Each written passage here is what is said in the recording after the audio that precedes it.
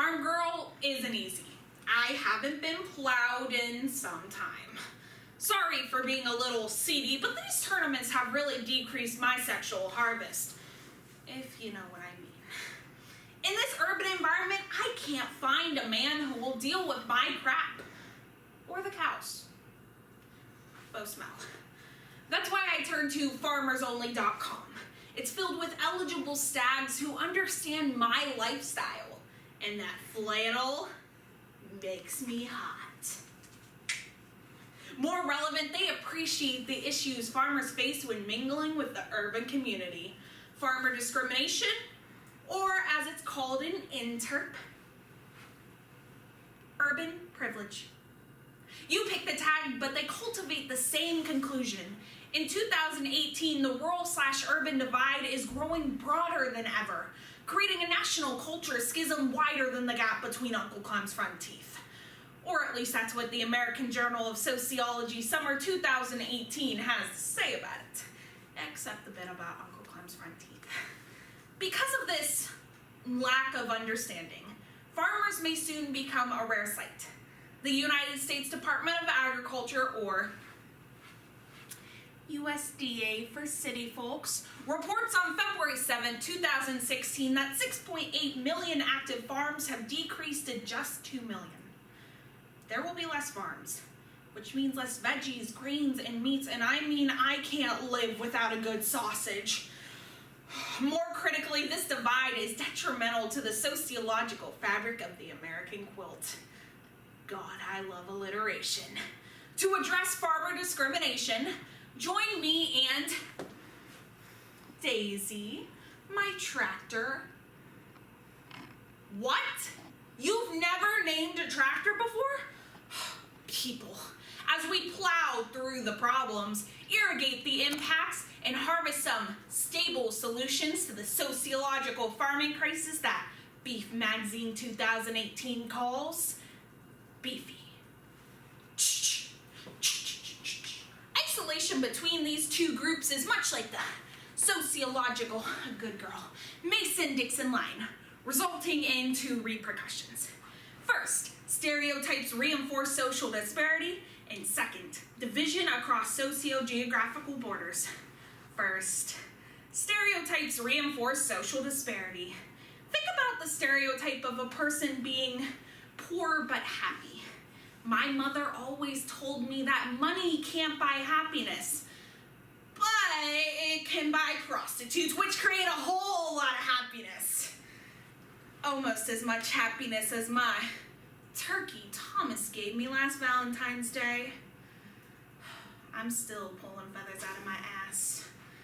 If you think that was a bad farmer stereotype, that's the point. The Oxford Institute on September 18, 2018 notes that language creates permanent images of stereotypes in our minds. These stereotypes become cemented in our cultural lexicon, making it hard to forget the image of a farmer with a straw hat, overalls, and buck teeth. Like my Aunt Jo, she's cotton-eyed. As much as I love talking about my one-eyed aunt, we will not discuss why pitchforks should not be used for pole dancing.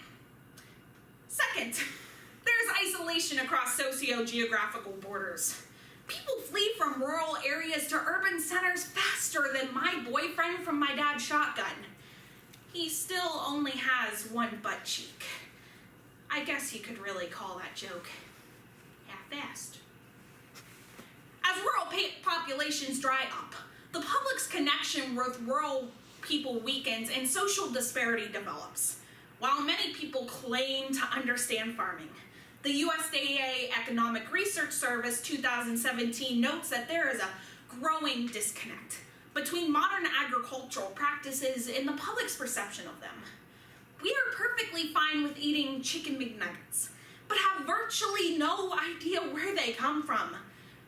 Hint, it's not from the farms. We don't raise nuggets. We have two problems. Son of a gun, Daisy, you ran out of gas. That's definitely going to impact the fields like these two. Political and decreased opportunity. great political divide.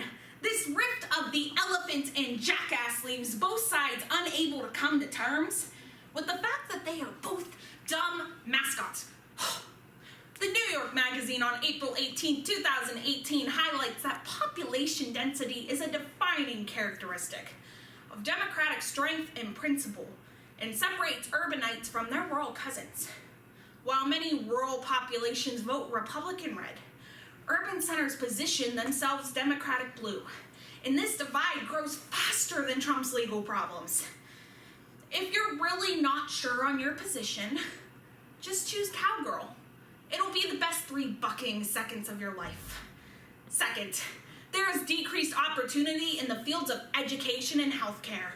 Educationally, rural students are underrepresented, with the New York Times on April 18, 2018 highlighting that just 24% of rural 18 to 24-year-olds are enrolled in college, compared to 49% of their urban counterparts. Some would even suggest that farmers are dumber than their city counterparts. Now that's a load of fertilizer. Sorry, your privilege was suffocating me. Second, there is decreased opportunity in the fields of healthcare. In the past 15 years, 15% of rural hospitals have closed, prompting gynecologists to move, eroding rural healthcare for women. Gives my lady lumps a new meaning, doesn't it? Well, let's get down and dirty with some solutions. Right, Daisy? First, we need to embrace the farmer and their culture. And second, eliminate the stereotype. First, embrace the farmer. Embrace me.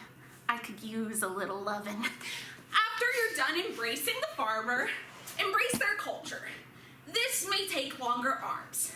How? Visit a farm and talk with people to understand their produce and lifestyle. Visit a farm.